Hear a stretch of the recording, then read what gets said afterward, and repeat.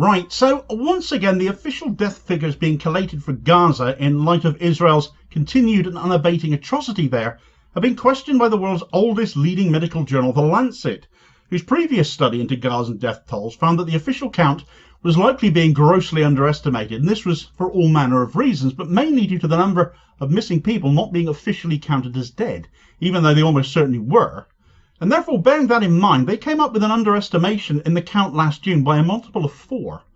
Well, now the Lancet has revisited its figures on the basis of a new study, only going up until June of last year as the previous study had done, because since then, the Gaza Health Ministry and the health system in Gaza, which provided all the official figures, has collapsed. So by using a statistical model based on the count and their own previous research, this new study by the Lancet has been able to estimate the true catastrophic underestimation in the death toll through to mid-2024, through the period where reporting of deaths was beginning to become less consistent and accurate. And it shows the official figures we have been hearing about over the last 6 months or so have likely been underestimated by a staggering 41%. Right, so once again, when too many around the world have sought to play down the catastrophe that is the Gaza Strip, and the massive scale of loss of life there on the basis of Israel having a right to defend itself against a land and a people they already illegally occupy and abuse, the Lancet exposes the reality of the situation by applying science to this situation. And this is important in the context of warfare, because without accurate ideas of numbers, it is difficult to quantify the crime so that justice can be accurately pursued. It is difficult to memorialise the deaths that have occurred for the families and the people affected so they can process that and move forwards. And it is too easy for vested interest to play down a situation when it goes grossly underestimated. Between October 7th of 2023 and June of last year, the official death toll in Gaza stood an already horrendous 38,000.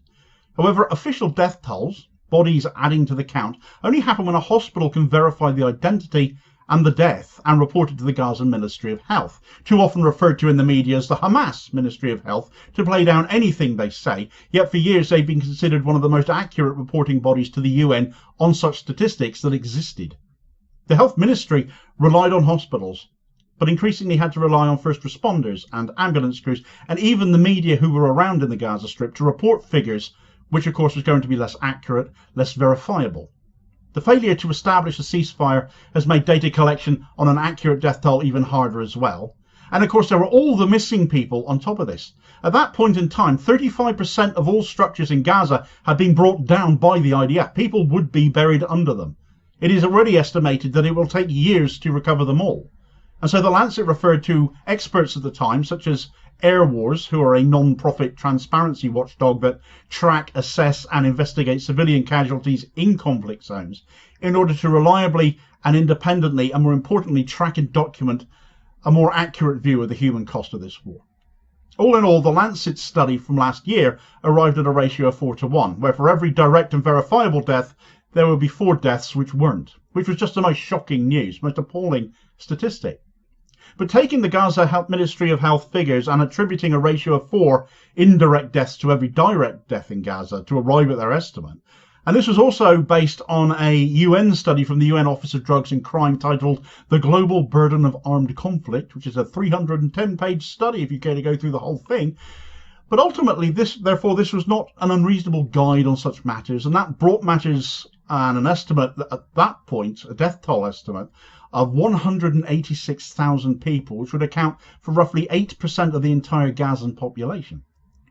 It should be noted by way of a caveat, and not one erring on the side of caution here, that the Lancet believes even that might be a conservative figure, that an Action on Armed Violence study commissioned from February of last year calculated that without a ceasefire, with the death toll at that point being some 28,000 people, there would be an eventual death toll of some 58,000 people due to those indirect factors. So there's more deaths by indirect means than direct means, and that seems to be a trend that's being shown in all of these studies. And that was assuming there would be no health epidemic or escalation in violence as well, both of which we've sadly seen with polio, for example, returning to Gaza, all manner of waterborne diseases arriving, and of course famine conditions where aid hasn't got through. We've also seen far more violence, and of course it became far more widespread since then, having reached every part of Gaza since that study was done. The estimate, should that come to pass, for fatalities according to that study at that point then rose to more than 85,000. However, this now brings us to the here and now and the Lancet's latest report into death toll figures, because of course the Gazan Health Ministry has essentially been rendered useless now. Reliant on hospitals to report data on deaths can't happen when the hospitals themselves have become ever increasingly targets too, have been destroyed in too many cases. So how can we possibly keep tabs on the ongoing death toll in Gaza now then?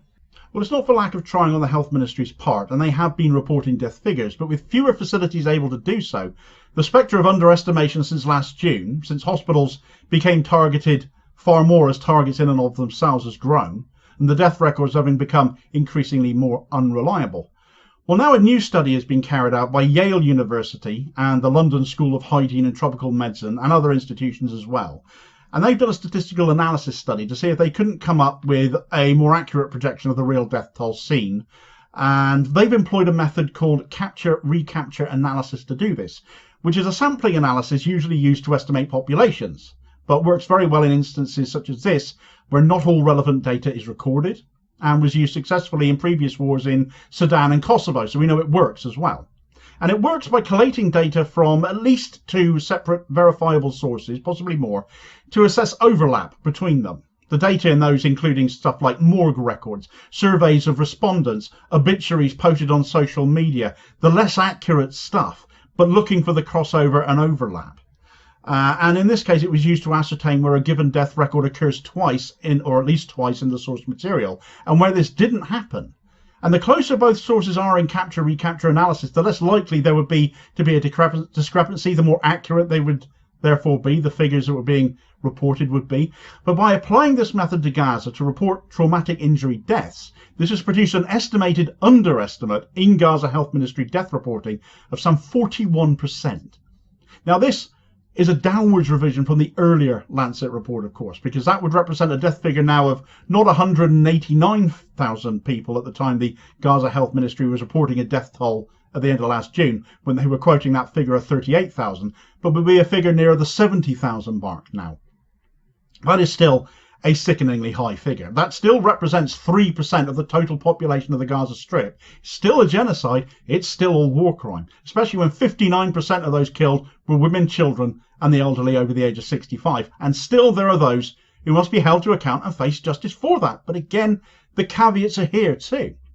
Even now, these figures do not, again, make allowance for disease outbreaks, insufficient water supplies, insufficient food supplies, the distribution to access to healthcare, and the disruption of that, in no small part caused by the destruction of those hospitals and other healthcare facilities, the very facilities that were providing the accurate death toll data previously, of course. And these are all indirect deaths linked to the genocide. So these latest figures are very much on Israel as being linked directly to their depravity. However, that still strikes me, given the blockading of aid, the disease outbreaks already mentioned, the lack of medicine and access to them by those same blockades, as a significant limitation of this latest study. Indirect deaths are, of course, in light of all of that, on Israel as well. And they are historically always the bigger causes of death, ultimately. That is the trend, as I mentioned before. So where this study appears to be a dramatic underestimate of the previous one published by the Lancet, the previous figure the Lancet came out with, that 189,000 figure, may still be nearer the reality when all things are considered, when you consider the direct and indirect deaths. Israel have, after all, blocked aid and medicine. They've allowed disease and famine to persist. But it also goes to point out yet another set of crimes and violation of human rights the genocidal apartheid state is guilty of that can be directly attributed to them, demonstrably through established and proven scientific methodology. It again goes to show why we cannot ever stop talking about what is going on in Gaza, what is still happening there, and indeed what Israel are now doing even further afield as well, as they continue their assaults on numerous fronts throughout the Middle East, and they must be held accountable for that. The case at the International Court of Justice is still ongoing by South Africa, of course, joined as they have been in that by numerous other nations now. Notably, just this week, Ireland has now joined that action, making further mockery of every other state still bleating about Israel's right to defend itself, shaming them and those who live in one of those nations, whose government clearly does not speak for the majority of those people. Free Palestine. That's what I want to hear from my government. Hell will freeze over, I fancy, before I ever hear that. Elsewhere in the Middle East, however, no matter how much Israel might feel things are going their way, they look set on committing an act of gross stupidity in Syria that could hand a very big win to Iran as a result of it, which, Something which is very much talking about, I fancy. The last thing Israel would possibly want, and yet they seem determined to bring down upon themselves anyway, is giving Iran a favour, doing them a solid. Get the details of that karma in waiting story in this video recommendation here as your suggested next watch. Please do hit like, share and subscribe to help support the channel if you haven't done so already. That is enormously appreciated and also ensures you don't miss out on new daily content. And I'll hopefully catch you on the next vid. Cheers folks.